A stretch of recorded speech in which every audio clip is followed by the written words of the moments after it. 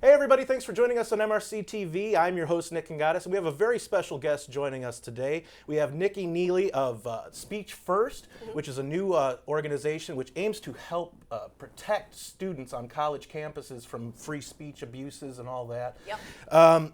Could you give us a little bit of a background on Speech First? Why was it created? Sure. So we're a new entrant to the space. We are standing on the shoulder of giants. There are organizations like FIRE and Alliance Defending Freedom that do terrific work. So we wanted to step in and complement some of the work they're doing, but do it in a little bit of a different manner. We are a membership association because we realized with all of these horror stories that are coming out of campuses day after day after day, there's a lot of people around the country that are really angry. And it's not just students, it's parents, it's alumni, it's grandparents, it's just concerned citizens who care about the First Amendment. And so we wanted to capture that groundswell of support because we feel that there's strength in numbers in this. For an individual student who might realize there's a problem on their campus, for them to take on their school individually is a really daunting prospect. It's expensive, it's time consuming, it's really awkward. You know that you're gonna face opposition not only from your fellow students, but also from your professors, probably from the administration. And at the end of the day, you still need them to give you a diploma. And so at the end of the day, more often than not, I think a lot of students just put their head down, they keep their mouth shut, they get through the 4 years and they get out. And that's not right. Students shouldn't have to silence themselves. They're not really participating in a full educational experience. They're not writing the term papers they want. They're not inviting the speakers they want. They're not asking the questions in class they want because they know that they're going to face a backlash. And so by creating an organization that has a large number, we want to show them, look, you're doing the right thing, and there are hundreds, thousands, hundreds of thousands of Americans who also believe in this, and will stand with you. So we'll be filing lawsuits to hold schools accountable, to defend students' free speech rights. But in filing lawsuits, we'll be filing on behalf of Speech First. So we'll be able to give students a little bit more anonymity. Instead of it being Nick versus University of Illinois, it'll be Speech First versus University of Illinois. And so for the next 25 years, when you're looking for a job, maybe when you're trying to date, it's not gonna be the first thing that comes up in a Google search. Doesn't track back to you. Exactly. Okay. And so we're able to protect the students a little bit more, and then also give our cases more of a longer time horizon. One thing that schools have started to figure out is that if it is just you versus your school, one thing they need to do is just wait you out. Because if you graduate, then there's no longer harm, and then the case is lost standing and it's thrown out. So as long as we always have a student who is at a school, then our cases can go on indefinitely. We can take 10 years, we can get to the Supreme Court, we can make it through the appellate level. And so that's the plan, is to really bring the hurt. Now, you were talking about helping individual students. We hear all the time about college groups on college campuses that invite speakers or whatever to come and speak to the colleges, and the speakers will get basically disinvited for stupid reasons. Would Speech First also be working with like college Republicans or YAF or something like that, groups as well as individuals? Definitely. I mean, a lot of our membership is drawn from, we've had friends at Young Americans for Liberty, College Republicans, Young Americans for Freedom, Students for Liberty, all student groups promoting this among their membership. And so they're the ones at this point whose speech is being shut down. But frankly, I mean, free speech is not and should not be a partisan issue. This is something that historically has been used to advance the causes of disenfranchised minorities over the course of history, through from anti-slavery efforts, abolitionists, up through the civil rights movement in the 60s. And so this is something where we're certainly not only reaching out to student groups, but that's where a lot of our initial membership has been drawn from. What do you think are some of the big problems facing students concerning free speech on college campuses right now? And are you also seeing instances of professors who have to modify their lectures or anything because of fear of repercussion from the university? Yes, definitely to both. So there's on campuses, there are both direct and indirect policies that affect students. Direct policies can include there are schools that have something called a free speech zone, which is, I mean, this is America. I thought that all of America was a free speech zone, but apparently not. There are some schools that will paint a spot on their quad, or they will tape it out, or one school in Texas had a free speech gazebo, very pleasant, where you are allowed to express your opinions. Sometimes you need to go and get permission to express your opinion ahead of time, so that they're okay with your speech. So that's something that's really direct. Then there are schools that have speech codes that define, that say what you can and can't say. Usually it's written, it's very vaguely worded. And so it'll say, we have to promote civility, we discourage offensive language, and then you think, okay, well, who's defining what is offensive? Often it's someone who is a mid-level bureaucrat with a title like diversity dean. And so what do they think is offensive? My political speech they find offensive. They almost create these divisions in the administration for these made-up positions for people to police speech. Right. There are policies like security fees that are imposed on school groups that want to bring in speakers. So we see that often being imposed on one side of the ideological spectrum. And you think a lot of these campuses are able to shut down, or they're able to secure a campus for 100,000 football fans in a weekend, yet you're not able to secure an auditorium for 600 people to go listen to a lecture. How odd. Well, that's like we heard recently, Stephen Crowder at the University of Illinois. Yes, he my had alma to cancel mater. his full. He had to cancel his full show. He's still going there to do a couple of things, but he had to cancel his full show because they would only give him 2 hours before the show to do anything, and then the security reasons as well. Yeah. But also I think there's indirect policies in addition to the direct policies that schools are implementing. So we've seen a rise in things called bias response teams, bias response protocols on school.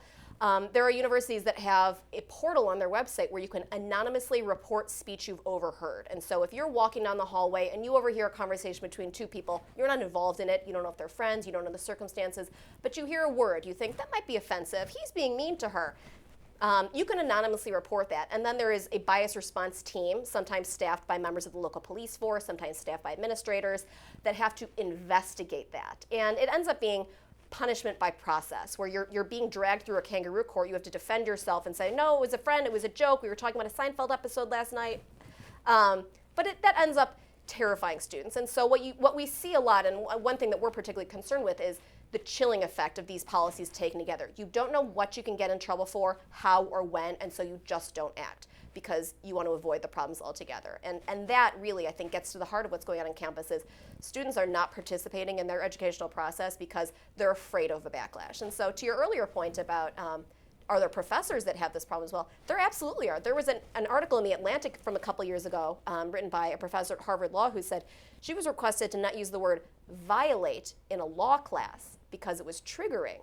I mean, you can't teach a law class. Someone else in her department was asked to not teach rape law. And so you have these people who want to be lawyers but are unable to practice the full breadth of law. And so there are teachers that are as afraid of their students as there are students who are afraid of their fellow students. So it seems like universities and colleges are almost employing the European or UK model where you can get arrested for saying something that somebody doesn't like. There's actually hotlines you can call in and say, this person said this, and then the police will go investigate it. Yeah, a few months ago, somebody flagged for me at UVA. There was an email that went out, if you see offensive flyers, call 911. I suspect that the Charlottesville police would not appreciate that. But no. And you think about, what does this mean? What are the implications for the long term? I mean, these kids are going to get out of college, and the real world is not like this. You cannot call 911 when you hear or see something offensive. And so these kids are not being equipped to be fully functioning adults. And I think, I don't want to work with those people. I don't want to hire those people. But eventually these people are going to be in positions of power where they will be the ones who are deciding, adjudicating, voting. And so this is something that we really need to take head on and say, it's really time to grow up. Well, with the recent uptick in protesting going on lately, what's your concern for the First Amendment, considering what's going on with the assault on the Second Amendment?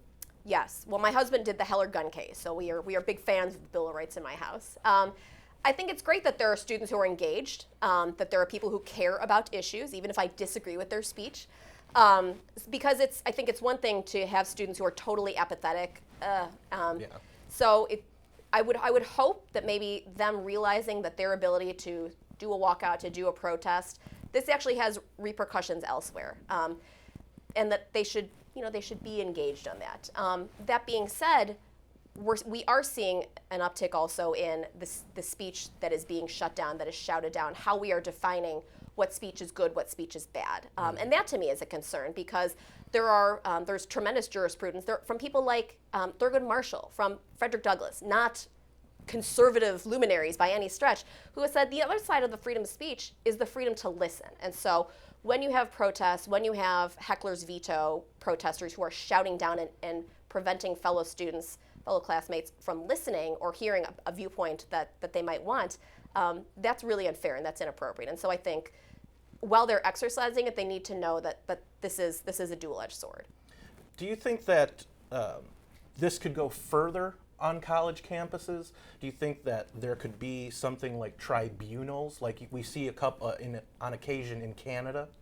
There have been a number of proposals at the state level. ALEC has a model legislation. The Goldwater Institute has some model legislation. And so there are states that are looking at different ways to address this problem on campus. The Goldwater bill has mandatory minimums in it for students that end up violently protesting more than once. There is concern from some people I've heard that this might be, Title IX courts, adjudication hasn't worked so well. Do we want to expand this to the speech zone?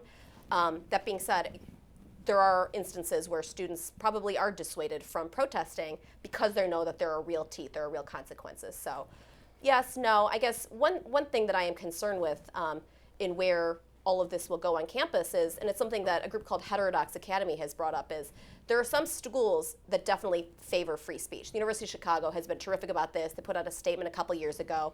A number of other schools around the country have signed on. You come here to learn, you come here to pursue truth.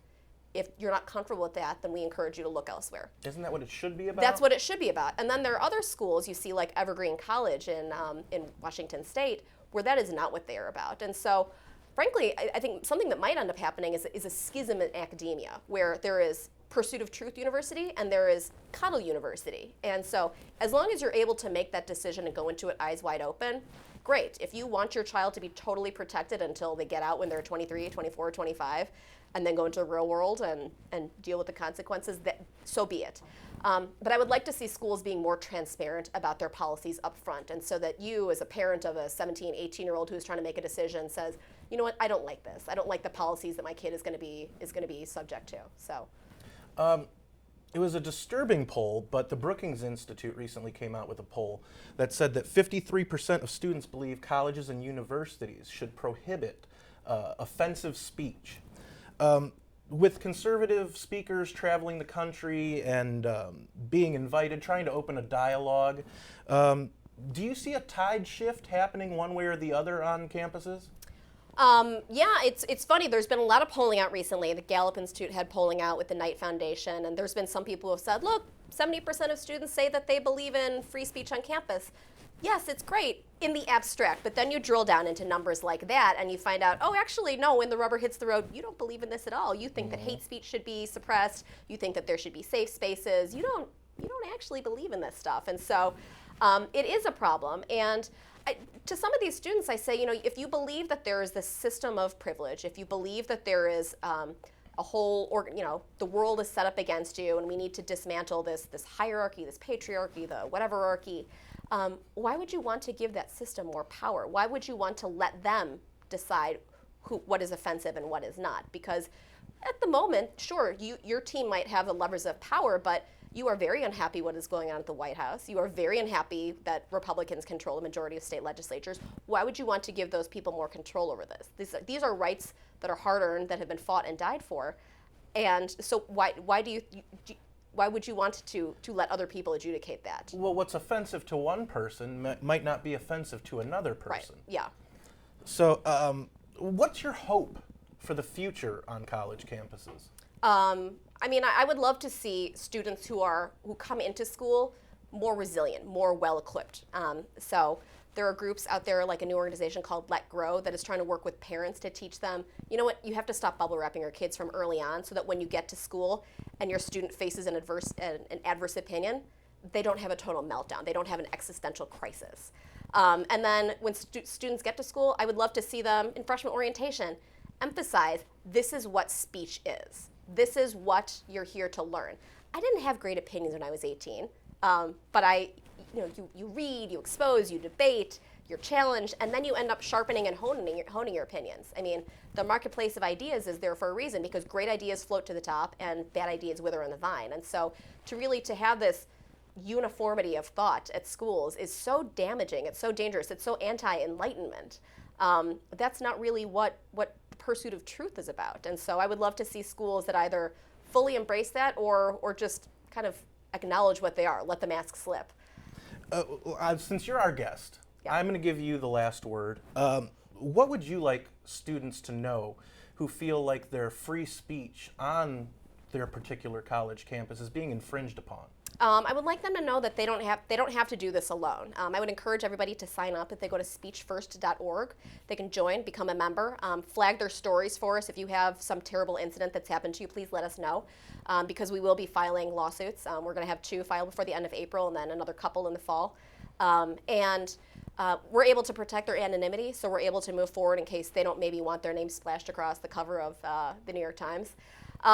But also, if they use the promotion code TV 2018, then they will waive the $5 membership fee. So I would encourage them to do that as well, because they are at the tip of the spear in a culture war, and so it takes a lot of bravery to stand up, but they are able to make a difference that will then impact thousands of students after them. And so if they think that they should do the right thing, they should, but they don't have to do it alone.